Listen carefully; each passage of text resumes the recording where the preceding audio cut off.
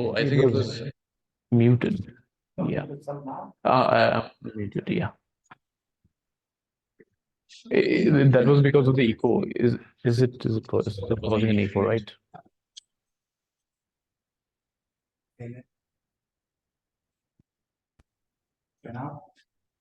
yeah. Wait. Yeah.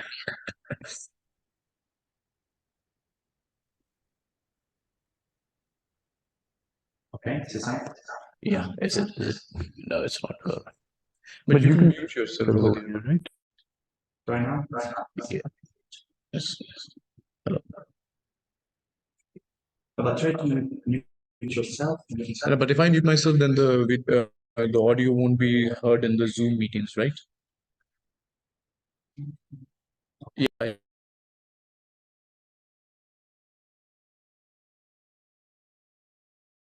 I don't know. Try again. Yeah. I think Okay, is it on? hello. So, is it working? Hello. It's working? Yeah. Thank you. Okay, great. Lots of technical glitches, I guess. Yeah.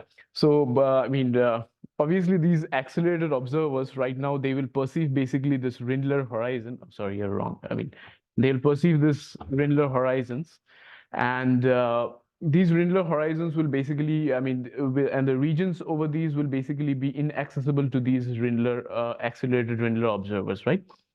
And basically, this principle of equivalence says that the vacuum fluctuations, that obviously whatever quantum fields, let's say, a vacuum, that the vacuum fluctuations that this freely falling observer perceives is basically equivalent to the thermal fluctuations that this accelerated observer, perceives. So there's a very, famous kind of formula that relates the acceleration between the acceleration of this Rindler observer with the temperature, and that is precisely given by kBt is equals to h bar times the acceleration of the Rindler observer divided by twice pi. So the temperature, so the constant acceleration of these Rindler observers is proportional to the temperature that is assigned by these accelerated observers to the Rindler horizon. So this kind of small, Gedanken experiment, or the basis of this Unruh effect basically shows that with respect to specific class of accelerated observers, given any point P of any arbitrary space-time, these accelerated observers will be able to define a well-defined notion of both temperature and also entropy, because sections of these will be inaccessible, or the degrees of freedom corresponding to any space-like cross-section at this particular point P will be inaccessible to these accelerated observers. So these accelerated observers, or these Rindler observers, will have these well-defined notions of both temperature as well as entropy assigned to any arbitrary point P of the space-time. Okay, so let me give away the whole story of the thing and try to motivate like what are the three aspects towards the emergence of gravity that we are going to talk about. So the first thing is that Jacobson, quote unquote, derived the Einstein's field equations from a kind of a thermodynamic relationship called the equilibrium Clausius theorem, and everybody like is more or less familiar with this equilibrium Clausius relationship, which relates the heat flux to the change in the entropy under a reversible process. And this kind of Clausius relationship was applied to local Rindler horizons. What Jacobson basically considered was equilibrium planar Rindler horizons generated by planar boosts, and under the influence of perturbations, this planar boost, I mean, this planar Rindler horizon was subjected to this particular thermodynamic relationship, and using some equilibrium conditions, Jacobson was able to derive the Einstein's field equations out of this particular thermodynamic relationship. Later, it was shown by Padmanabhan that if you take the Einstein's field equations and then you project it onto a generic null hypersurface in any arbitrary space-time, no symmetries or extra requirements required, then if you project these Einstein's equation, or a very specific projection of the Einstein's field equations on any arbitrary or a general null surface, takes a structure that looks very much like the first law of thermodynamics, and we'll talk about it later. Also, it was shown by Damour that if you take again the Einstein's field equations and you project and you consider another projection of these Einstein's field equations onto a general null surface, there again the resulting dynamics looks very much like fluid dynamics, and that gave rise to the celebrated membrane paradigm, which says that the horizon behaves basically like a viscous membrane, and we'll touch upon it as well. So these thermodynamic and fluid interpretations of the Einstein's field equations are perhaps a hint towards the fact that gravity is kind of emergent, that maybe gravity results from the coarse graining of some underlying more fundamental microscopic degrees of freedom that we have to find. And the result of the coarse graining of these microscopic degrees of freedom is what behaves in the effective field limit as the field equations of gravity. So to begin with, we'll start ahead with Jacobson's analysis, but we'll generalize it to the case of stretched future light cone. Now I'll try to explain like what the stretched future light cone is, because Jacobson's analysis was a little bit restrictive in the sense that Jacobson basically considered planar Rindler horizons, and these planar Rindler horizons were subjected to basically equilibrium conditions. Now, what exactly were the equilibrium conditions of Jacobson? Is that these planar Rindler horizons to the zeroth order, they had basically zeroth order. I mean, they had vanishing expansion and they had vanishing shear, and all these geometric quantities to the zeroth order was set to zero by Jacobson. And that was a prelude to the condition of Jacobson as to the condition of equilibrium. Now we'll try to bypass this condition of equilibrium by following the works of basically Parikh and Stresko.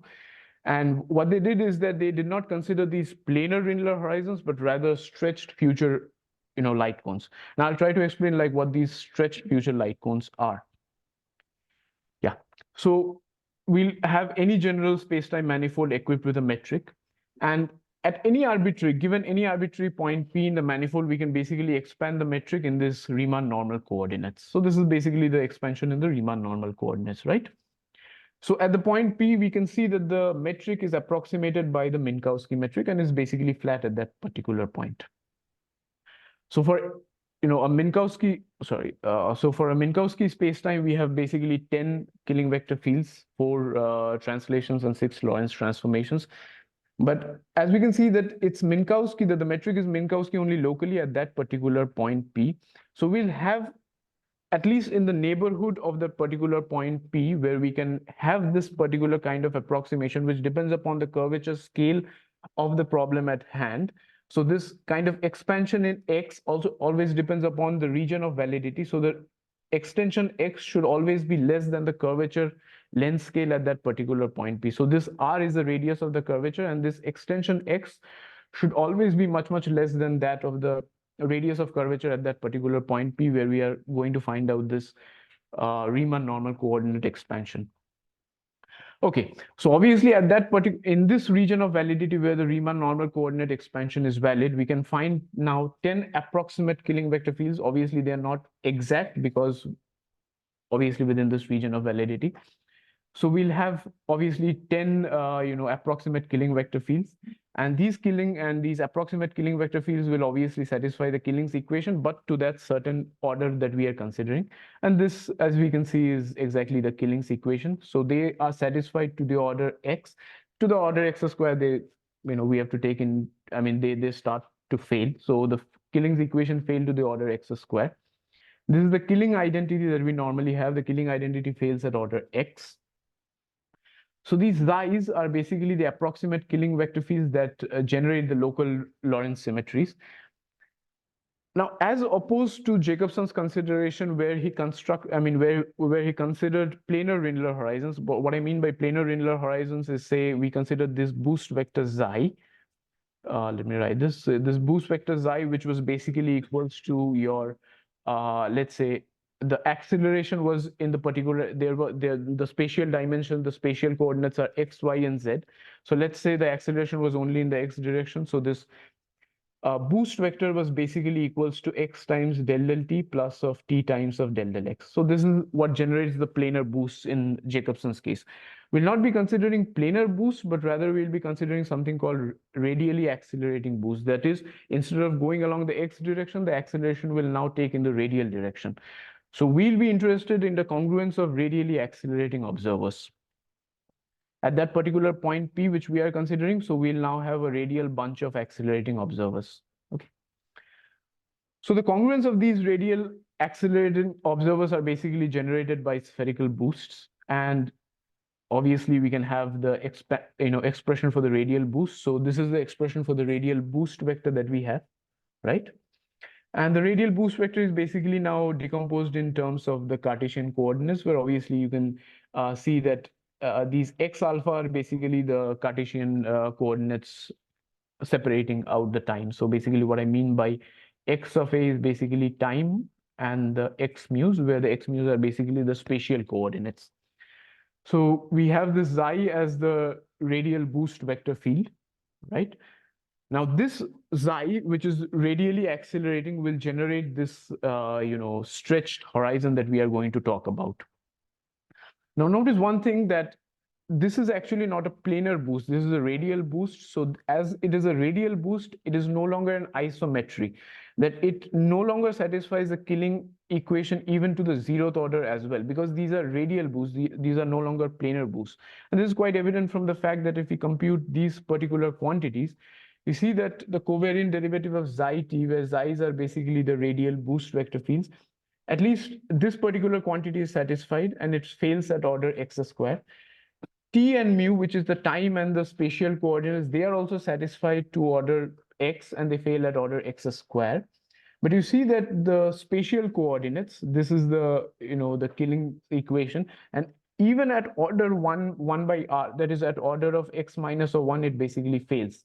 So this kind of shows that these xi's, which are the generators of these radial boosts, they are not Killing isometries. They're not Killing isometries even in Minkowski spacetime, because they fail even at order 1 over x.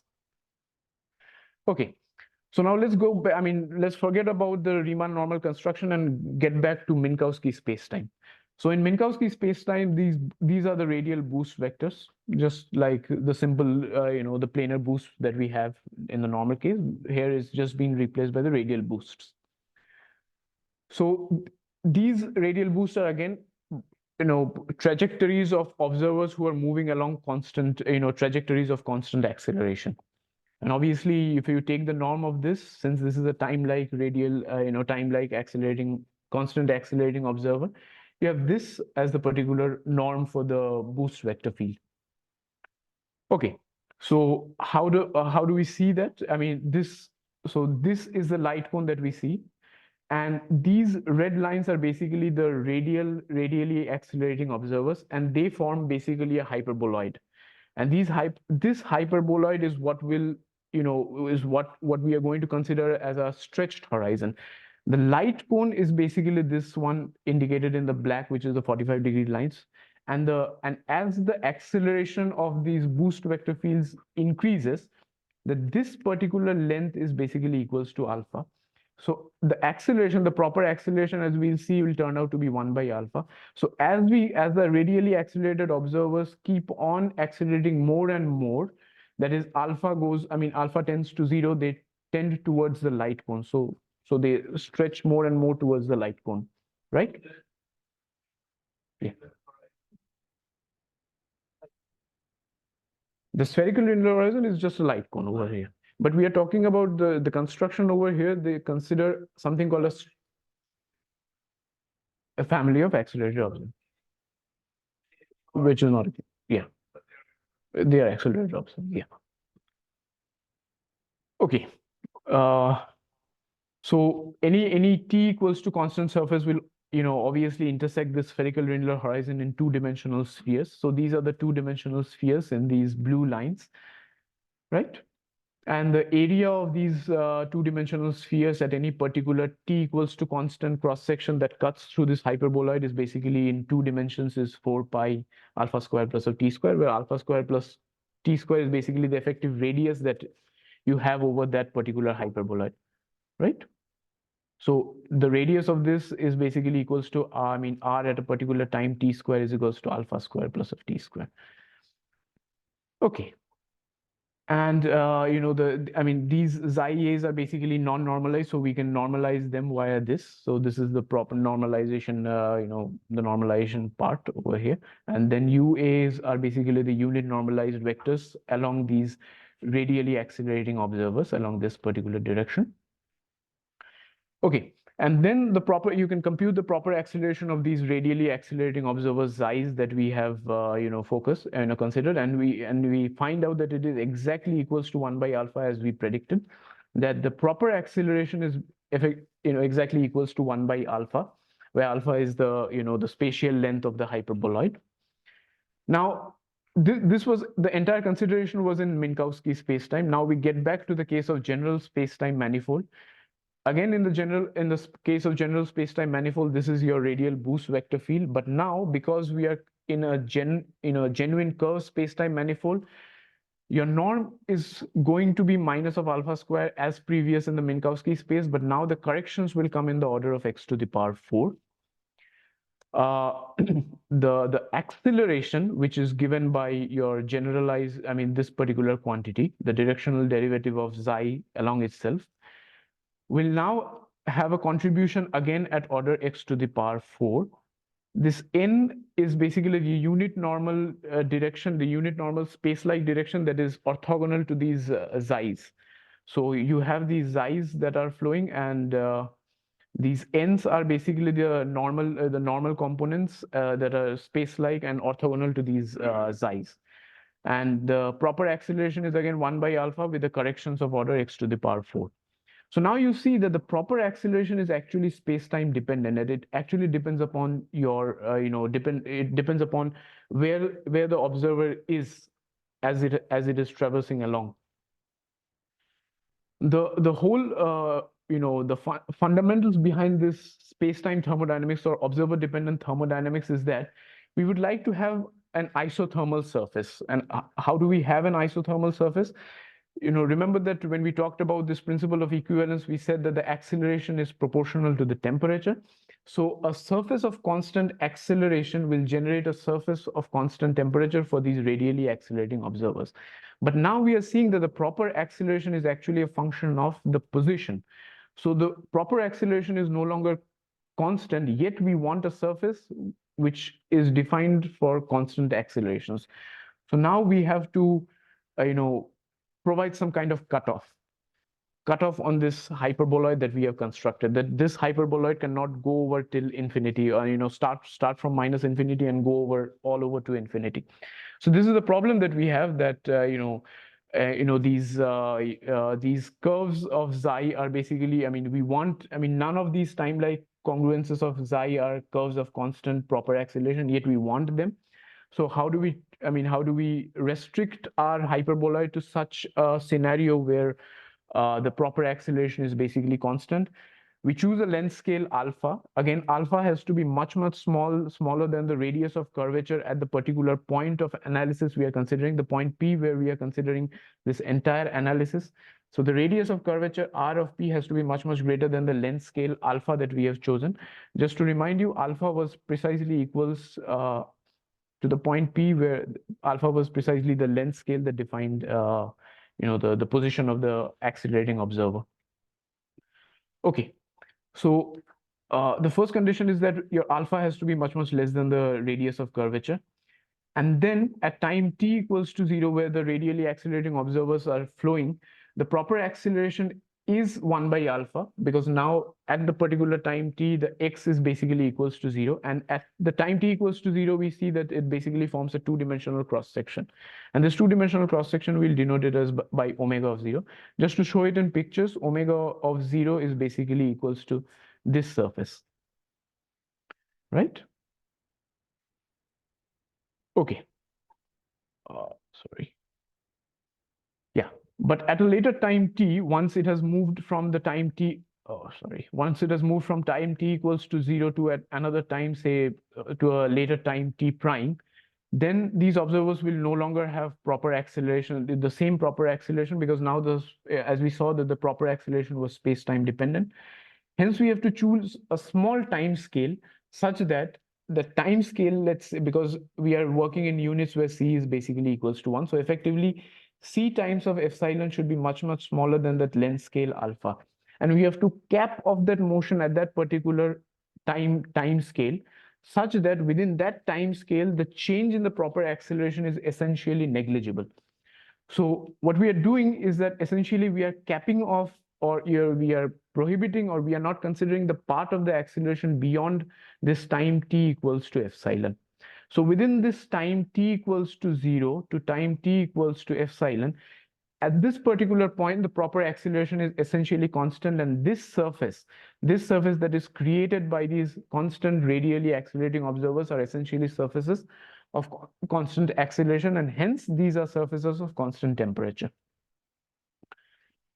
Okay, so this is the light cone that we have, and this is the surface sigma that is generated by these radially accelerating observers, and these are now our constant acceleration or constant temperature surfaces. And this surface sigma is now basically capped by these two boundaries. One boundary is at omega at time t equals to 0, which we denote by omega 0. And the other one is at omega at t equals to epsilon, which we'll call as omega of epsilon, which is precisely this,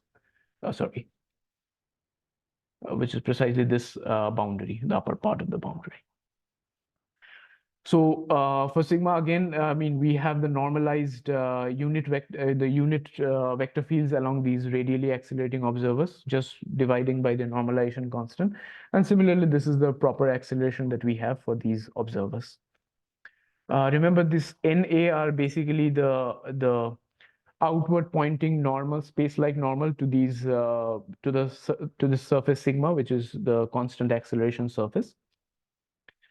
And then our surface sigma that we have constructed is now, an isothermal surface. And obviously the temperature as given by the Unruh effect is just equals to the acceleration divided by twice pi. But now we saw that for that surface sigma, acceleration is equals to 1 by alpha. So this is the temperature that can be attributed by these radially accelerating observers to this surface of constant temperature or surface of constant acceleration.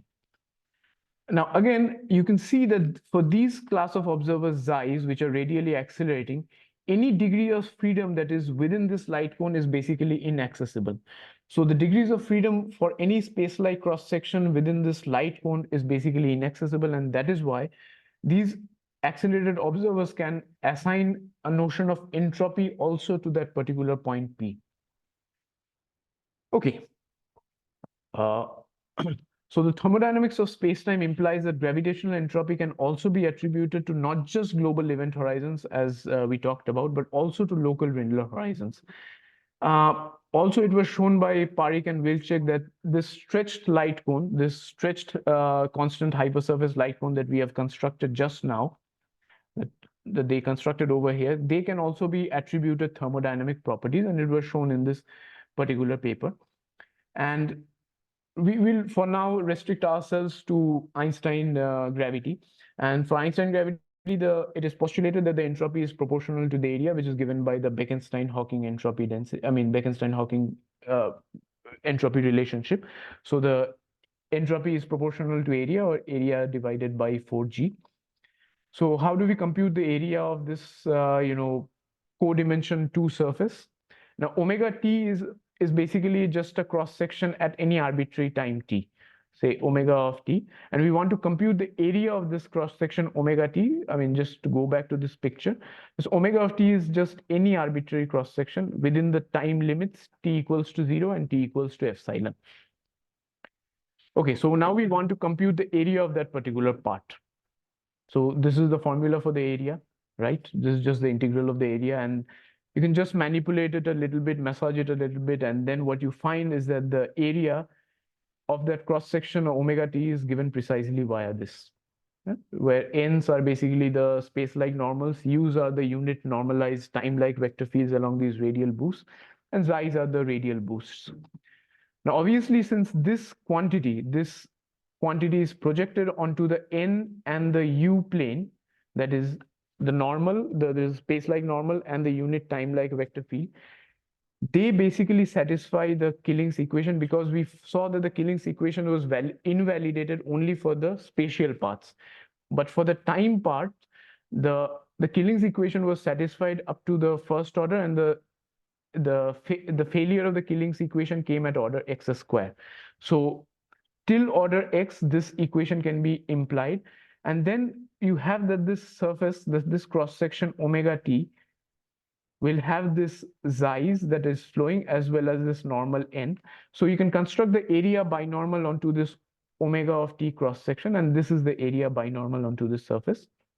Right, ds is just, I mean, your usual area element root q times of whatever spatial coordinates you have, d theta, d phi, whatever. It's just analogous to that. Okay, so now by Bekenstein-Hawking entropy, we can compute the entropy of the whole thing. So the entropy of the whole thing by using this area binormal form that we have given can be massaged and expressed again in this particular form.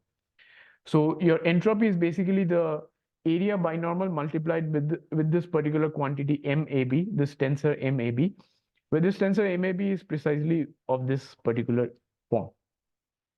Okay, now that we have written down this, the form for the entropy in this particular fashion, now we can go ahead and try to derive, the Einstein's equation. Oh, because we postulated that right now we are going to consider only Einstein gravity. So the entropy is considered to be proportional, or at least postulated to be proportional to the area.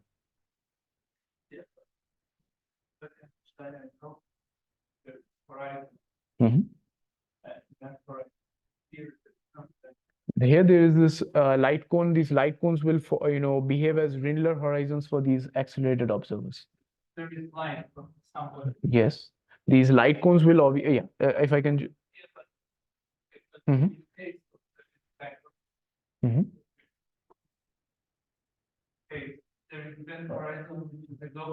Globally defined event horizon. To infinity, yes, yeah. Cause. Yeah, but at this level, it is right now a postulate. That is, it is postulated that this Bekenstein-Hawking form will be employed, and once it is postulated, and then a certain thermodynamic relationship will also be employed, and the Einstein's equation will come out as a result. So at this level, there is no rigorous justification, but it's rather a postulate that the entropy that can be assigned to these Rindler horizons is of the form of the Bekenstein-Hawking entropy. So it's a postulate in that sense. Okay. Yeah. So this was the form of the entropy that was assigned by these accelerated observers, and I mean, just to write it in a compact form, right? This was the one. So now we can compute the total change in the Bekenstein-Hawking entropy, or again as a postulate, the total change in the Bekenstein-Hawking entropy by computing the variation of the entropy at the caps. Oh, I should have written it as an epsilon over here. So now we can compute the variation of the entropy at the surface omega of epsilon and omega of 0, that is between the time 0 and the time epsilon. And again, if we compute this, a small computation, you just employ Stokes' theorem for this particular part, and then you. Yeah. As for the indices of the tensor, they are around 4. Therefore, okay, I should have mentioned about the anti-symmetrized. And this is anti-symmetrized part, yeah. And A basically runs from 0, 1, 2, 3, 4. Yeah, sure. Okay. Yeah, so if you just go ahead with this, I mean, the total entropy density by employing Stokes' theorem can now be written precisely in this form, where in this particular sector, you can use the Killing's identity. But now we know that since we are no longer in a Minkowski background, but rather in a curved spacetime manifold, so this should be precisely equals to RE BCD Xi E by the Killing's identity plus a failure term. A failure term will be given by FBCD. Now the FBCD part, which is the failure, is a failure that arises because the Xi's, number one, they are no longer Killing isometries, and number two, they are computed in a general curved spacetime manifold. So they are not Killing isometries, and neither are they computed in the Minkowski spacetime. Yeah. Yeah. So if this is just the experience clear derivative of psi with the index. So this integral should be zero, right? If it is on a Which one? Sorry, could you repeat that again? Okay, so this n is the eta, This M, yeah. and then integrate along up to the dimension of third. Yes. So we integrate the exact. But why? But this is an area, this part is an area binormal. So this is a binormal onto this two-dimensional cross section. So this is not, yeah. So, So this is just dual. it's a dual part. Like DSAB is just proportion. It's like Komar. In that sense, yes. But these are, spatial cross. I mean, these are constant, finite radius cross sections in that sense. Yeah, I mean, Komar mass also is computed in that way. Yeah, but I think kind of structure of the mass integral of it. Maybe more time. Some quantities, yes. But this M is corresponding to xi of a different kind. But their xi was basically the killing vector fields associated with the symmetries of the Schwarzschild spacetime. Yeah, xi is no longer a killing isometry, right? Because xi that we have considered as a spherical Rindler, I mean the spherical boosts, they are no longer killing isometries of the spacetime. So Still, this is the nether charge. in that sense, yes, this is the Noether charge. Diffeomorphism symmetry. In fact, precisely what you are exactly pointing out, that this can be used not just to find the equations of motion for Einstein gravity, but also for generalized any diffeomorphism invariant theories of gravity. Then this MAB is exactly the integral of the Noether charge potential in that form. Yeah. Okay, so this delta S is precisely this particular form that we have written over here, and this exactly is the failure of xi A to be a killing vector field, that this particular term will also contribute. So now we can compute the total change in the entropy, and the total change in the entropy will come from the part that involves an RAB xi B, which comes from this particular contribution, and also a contribution which involves the integral of the failure part FBCD. So this is the total entropy change that we have. Okay.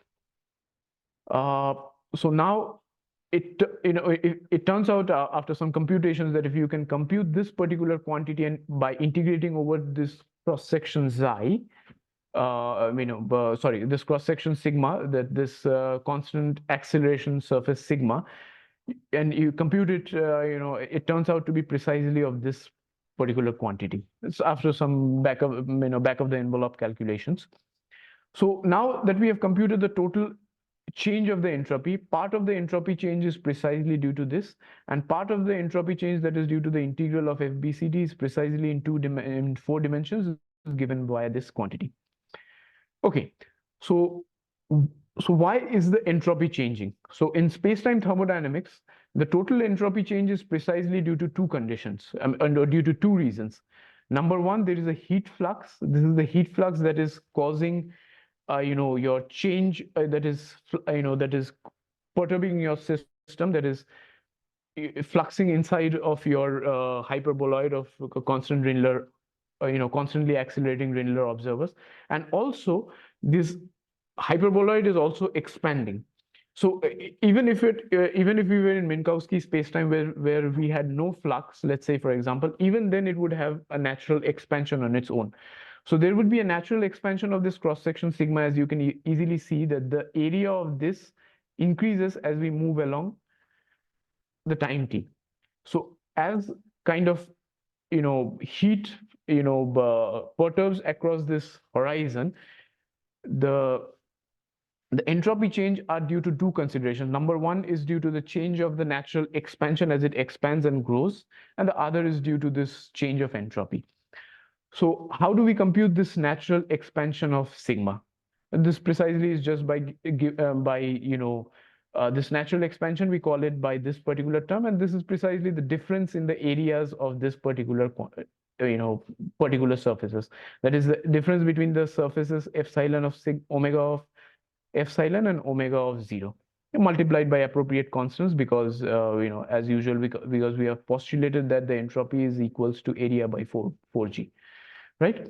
So the total change in the area because of the expansion of the hyperboloid is precisely given by this, where this is the radius at time t equals to epsilon, and this is the radius at time t equals to 0.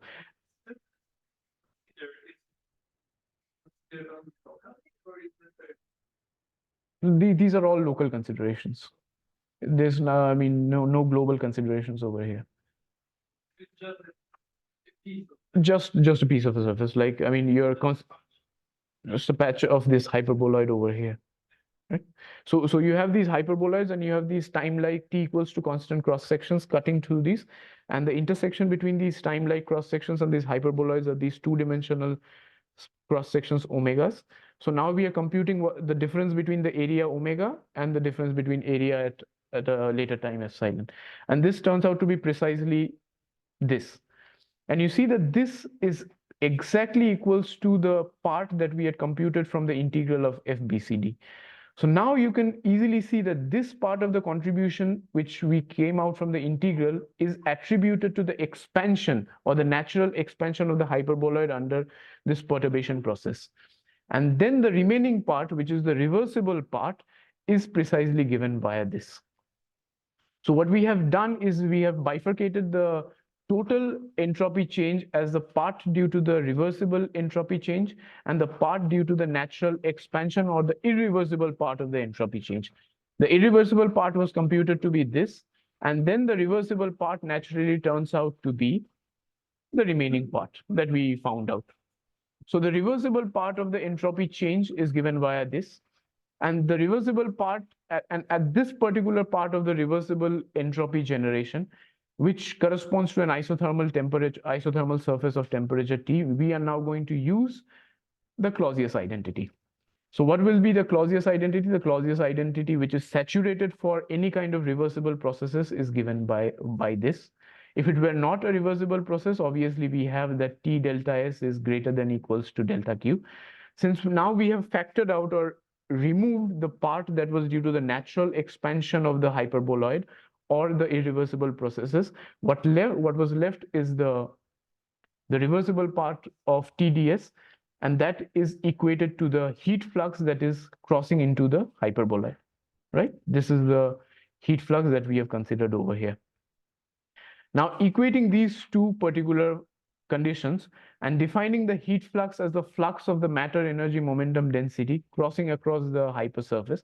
So we have this matter energy momentum tensor, and the flux of the matter energy momentum tensor that is traversing across the hyperboloid is precisely the heat content.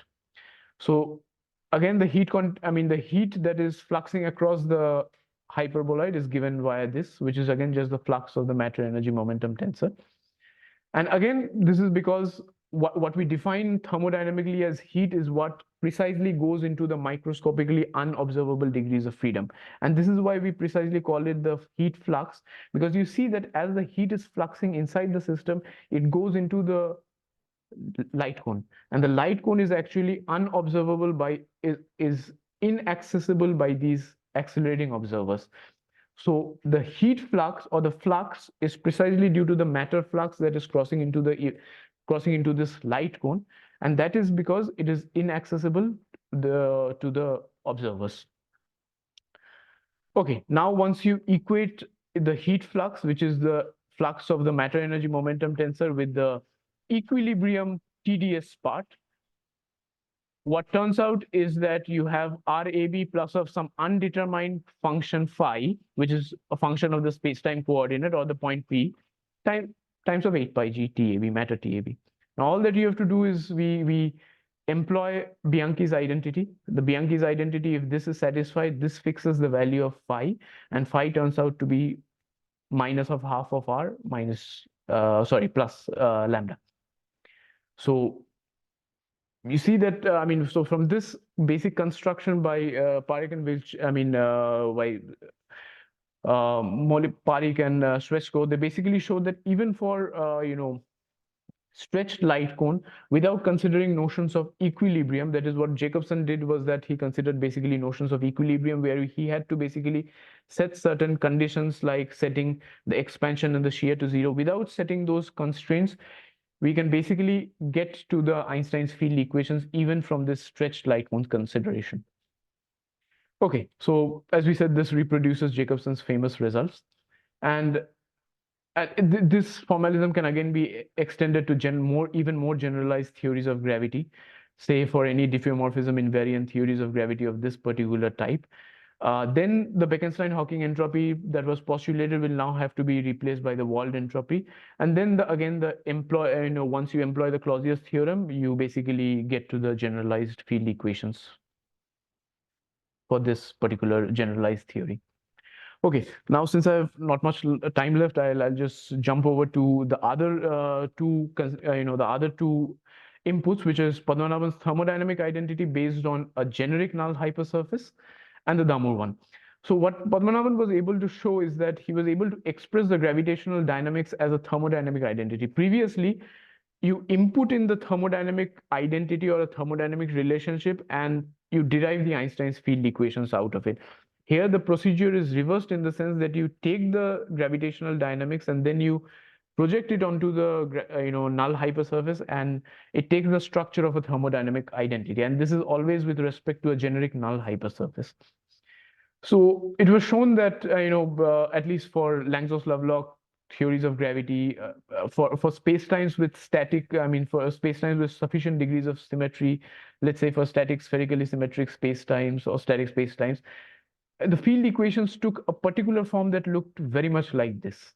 Now, as you can see, that this looks very much like the first law of thermodynamics, at least for reversible processes. That is, T delta S is equals to delta lambda E plus a P delta lambda V, where all these variations are with respect to some kind of affine parameter. Now, I'll try to explain what this affine parameter is. Okay.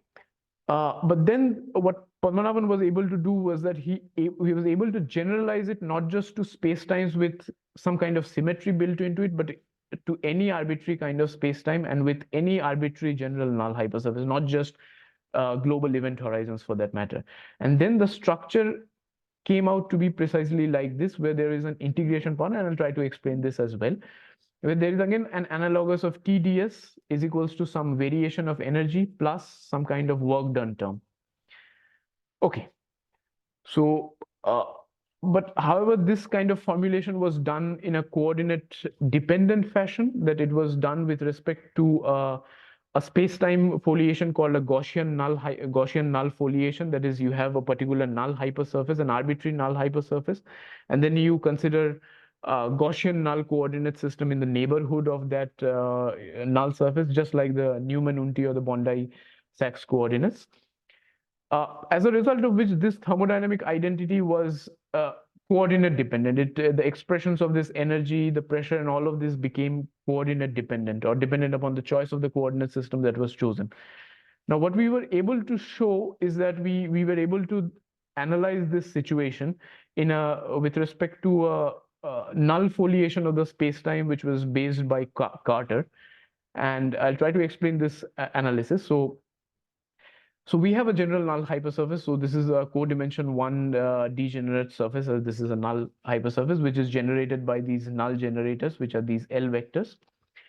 And these along with these L vectors, we have these auxiliary null vector fields K, which are transverse to these null generators, that they point away from the null surface, right?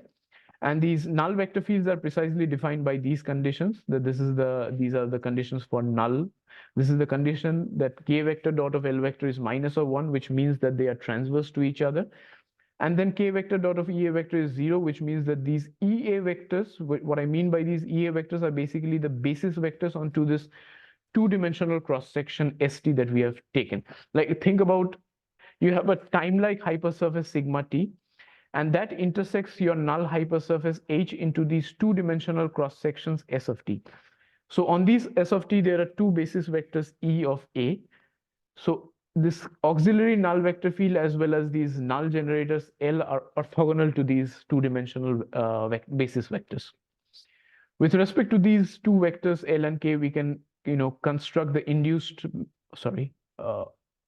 we can construct the induced metric onto this two-dimensional cross-section ST, which is precisely given via this. I mean, probably familiar with most of you.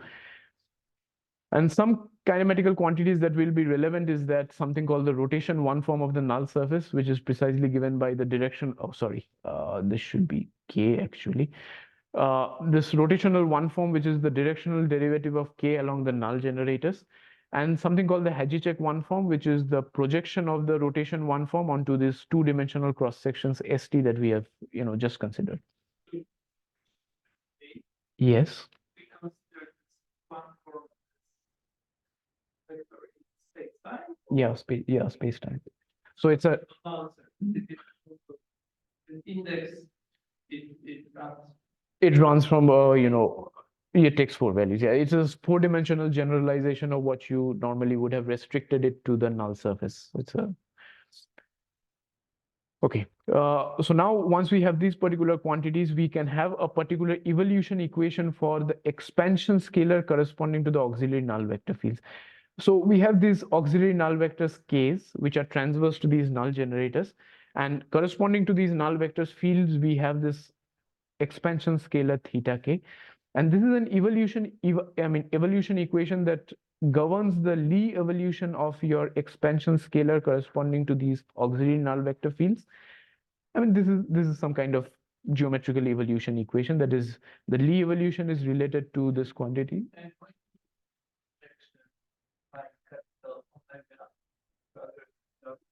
like Oh, because this is a way, I mean, right now we are not restricting to a three-dimensional point of view, but we are rather considering a four-dimensional point of view in that sense. So these Qs are basically a four-dimensional versions of the induced metric. So this omega A, yeah, for me. this K, no, this K is not surface forming. It's not integrable. Okay. So, I mean, all the expressions are basically four-dimensional versions right now over here. I mean, they're not restricted to the null surface in that sense. Okay, so this is the evolution equation for the, I mean, that relates the Lie evolution of this expansion scalar along the auxiliary null vector field. And now what we can do is we can consider a kind of a virtual displacement. That is now surface. Or is it true along Yeah, this equation is true only on the null surface in the sense that this theta k's are scalars and this theta k's are Lie transported along the null generators. So I think there are two nulls. One is this original null surface and L, which is generated by L. And then there is another null surface generated by K. But K does not form a null, at least in this formal. K does not form. I mean, in this kind of formalism by Carter, this K is, I mean, you would have said that, I mean, it was or integrable, that your dk would have been equals to some d rho times of K. It actually does not satisfy that. The Frobenius's theorem is not satisfied for this particular covector fields K. We could choose, yeah, but for this general case, we are choosing the most general kind of hypersurface in the sense that K is not hypersurface orthogonal. And surface generated by L. Yeah, surface generated by L along the null generator set. Yes. Okay. So now we'll consider something called a virtual displacement process. Now, what this virtual displacement is that it quasi-statically perturbs the null hypersurface H that we have considered along the auxiliary null vector fields. So let me just show by the picture. So you have this null hypersurface, and then it quasi-statically perturbs the null hypersurface along the K direction and not the L direction. And once you have this perturbation process, you can use the field equations and then integrate this particular field equation onto this two-dimensional cross section. You can integrate this two-dimensional cross section, use this virtual displacement process, and then what you can have is a structure which looks very much again like the first law of thermodynamics. where all these variations are now with respect to variations along the auxiliary null vector fields. This T is the temperature, S is the entropy density, E is the energy that flows across due to the process of virtual displacement, F is something that is going to be the work function, and delta lambda K is just the variation of the hypersurface along this non-affine, along this auxiliary null vector field. It'll turn out, once you do this analysis, that the temperature is equals to, again, the very familiar kappa by twice pi, where kappa is the non-affinity parameter given by Li del I of Lj equals to kappa of Lj. If it were a black hole event horizon, this kappa would have been the surface gravity, but now we are considering for general null hypersurface. So this kappa is essentially the non-affinity parameter. The entropy density will turn out to be proportional to root Q, which is again proportional to, again, in a sense, taken from the Bekenstein-Hawking entropy, that the entropy density is proportional to the area element on this two-dimensional cross-section. The area, the energy that will sweep across, through the null surface under this process, which we designated by this quantity, is precisely this. Now, why do we call this as the energy? Because if we compute this integrand for some well-known spacetimes, let's say Schwarzschild spacetime, if you compute this particular quantity, you will precisely get mass. So this quantity, which is the variation of, the variation of the integrand along this auxiliary null vector field direction is identified as the energy that sweeps across through the null surface when you perturb the the null surface along the auxiliary null vector field direction.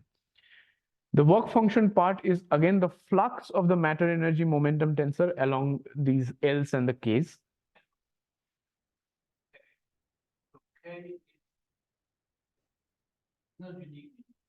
But K here is uniquely defined. This K is uniquely defined because we have defined K via these four conditions, right? So K is uniquely fixed, number one, number two, and then there are two conditions over here. So EA are usually the basis vectors on this two-dimensional cross-section, ST. So this S of T is basically the intersection between, is a two-dimensional space-like surface.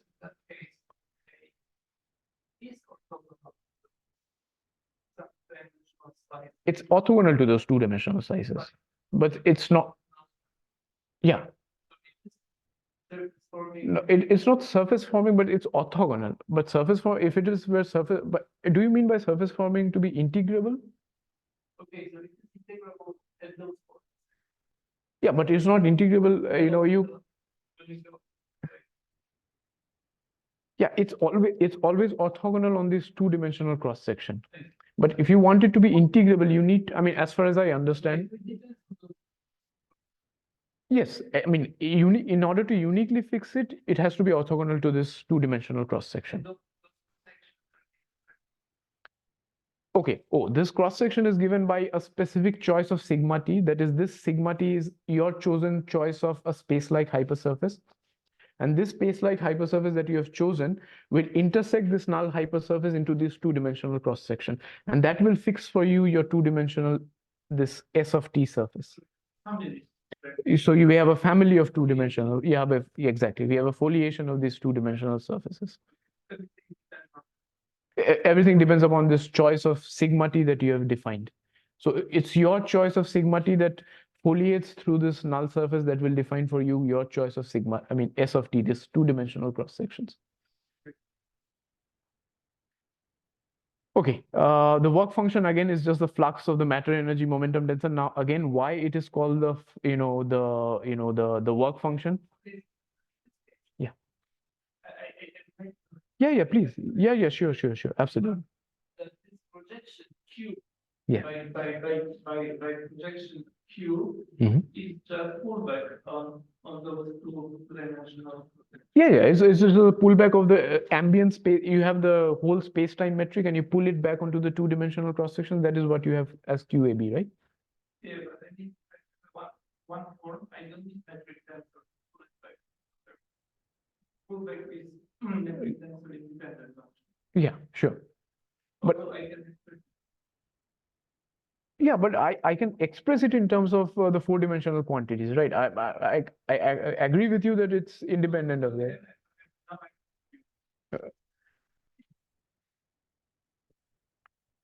Okay, yeah. I mean, this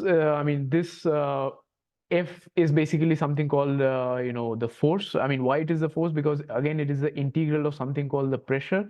The pressure is again identified as the flux or the projection of the matter stress energy along the L's and the K's direction. Now, why is this precisely called the pressure?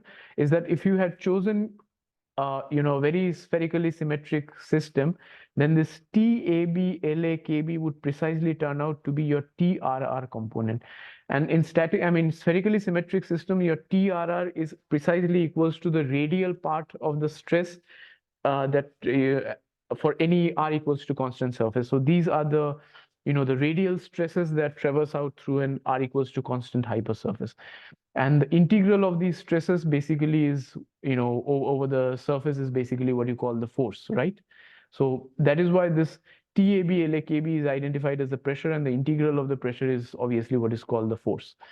So now we have tied up together the identification that this evolution equation that we talked about, when integrated with this virtual displacement process, will give us a kind of relationship which looks very much like the first law of thermodynamics.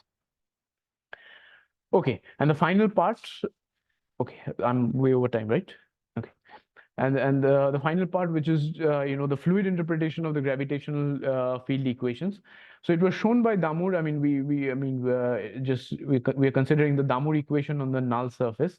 So this exactly is the Damour equation on the null surface, and again, it is the four-dimensional version, and that is why we have contracted everything with Q's. All of these are four-dimensional versions of the equation.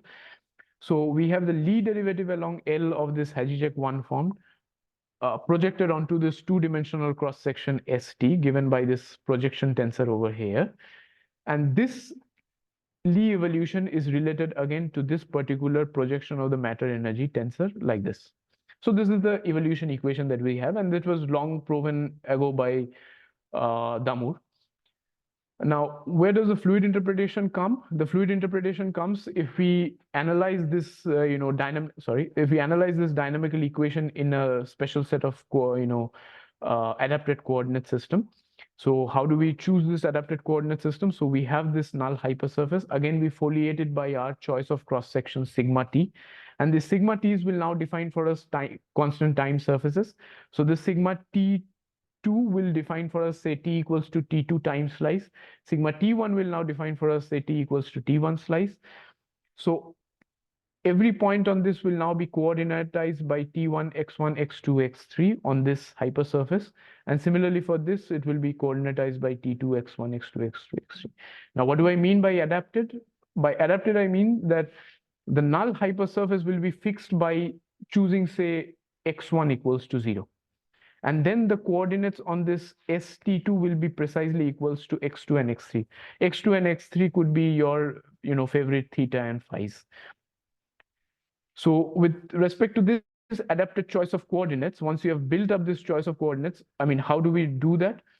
We have this time evolution vector field T, which is given by the vector field that traverses across these time constant hypersurfaces. So this T is basically the T vector fields. So this T vector field can basically now be decomposed in terms of the null generators L and the spatial vector field V, which is tangent to the two-dimensional cross-section ST. So precisely on this hypersurface, you can have the T vector field, or let's say this L vector field, which is the null generator, can be decomposed into the time evolution vector field plus of the spatial velocity vector field. Now, Damour basically called this V as the spatial velocity vector, surface velocity. The surface velocity is again, tangent to this two-dimensional cross-section ST. So with this, once you have this choice of adapted coordinate exactly on the null surface, you can have this particular decomposition, and then you can decompose the part Lie derivative along L of omega by decomposing it along T and V. And once you do that, you have the very familiar time derivative part, which you have, the partial derivative part, the material derivative part, which you have over there, plus an extra term, and all these rest of the parts. Now, these two parts look very much like the material derivative or the convective derivative that we have for fluid dynamics. with this particular extra term over here. And if we compare this particular equation with the conventional Navier-Stokes equation, then we can find that apart from this extra part, if we can identify, the momentum density of the null fluid as this, the pressure as proportional to kappa, the shear viscosity to be proportional to equal to 1 by 16, the bulk viscosity to be minus of 1 by 16, and the external force, the body force applying on the null fluid to be precisely given by this, which was that what we obtained from over here. Then the analogy between, the fluid dynamical equation is more or less complete. And, this equation then looks, then this equation looks exactly like the Navier-Stokes equation, apart from this extra term. Apart from this extra term, this structure is exactly equals to the Navier-Stokes equation, but now for a two-dimensional fluid, because obviously these capital A's are the coordinates onto this two-dimensional surface STs. So these are basically, let's say, thetas and phis. So you have this evolution equation. Apart from this particular term, your structure of the Damour equation looks exactly like the Navier-Stokes equation. Again, this formalism can be made even more rigorous if you could analyze the resulting dynamics in a local inertial frame in the neighborhood of the null hypersurface.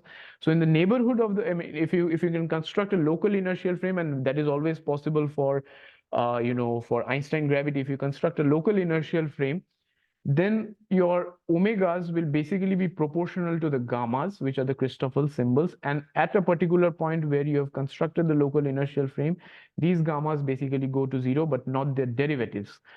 So then you can basically throw away, you can basically throw out this extra part in the local inertial frame, because this part is now proportional to the Christoffels, and that you can locally vanish.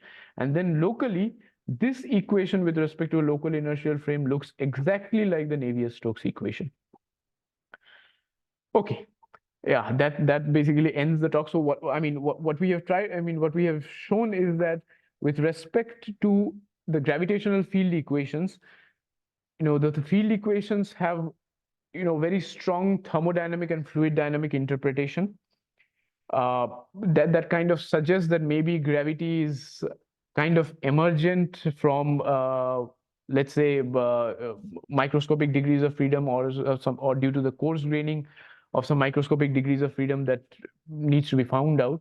So gravity is more or less, in a sense, an effective field theory in that sense, resulting from coarse graining. We also try to check whether, all this analysis has been right now for at least diffeomorphism invariant theories of gravity, Einstein's gravity, provided with a Levi-Civita connection.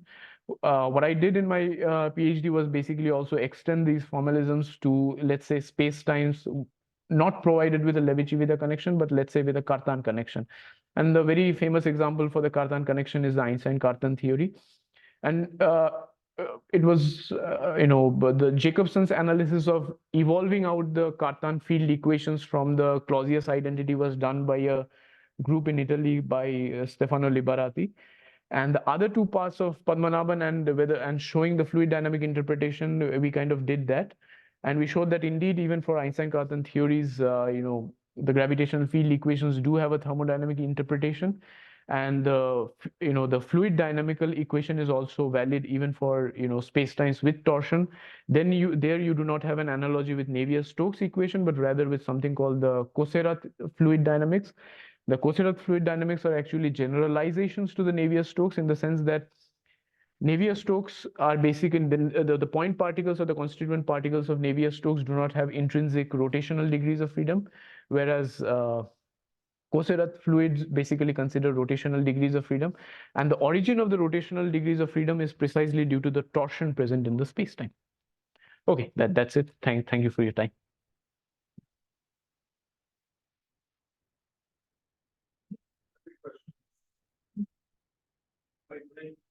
Yeah.